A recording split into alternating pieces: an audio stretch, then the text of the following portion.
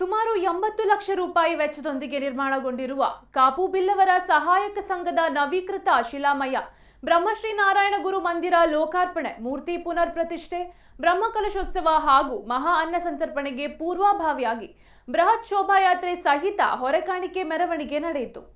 ಕಾಪು ಶ್ರೀಲಕ್ಷ್ಮೀ ಜನಾರ್ದನ ದೇವಸ್ಥಾನದಿಂದ ಆರಂಭಗೊಂಡ ಶ್ರೀ ವಿಠೋಬ ರುಕ್ಮಾಯಿ ದೇವರ ರಜತ ಕವಚ ಮತ್ತು ಪ್ರಭಾವಳಿ ಶ್ರೀ ಗುರುದೇವರ ರಜತ ಪಾದುಕೆ ಹಸಿರುವಾಣಿ ಹೊರೆಕಾಣಿಕೆ ಮೆರವಣಿಗೆಗೆ ಕಲಬುರಗಿ ಬ್ರಹ್ಮಶ್ರೀ ನಾರಾಯಣ ಗುರು ಶಕ್ತಿಪೀಠದ ಶ್ರೀ ಪ್ರಣವಾನಂದ ಸ್ವಾಮೀಜಿ ಚಾಲನೆ ನೀಡಿದರು.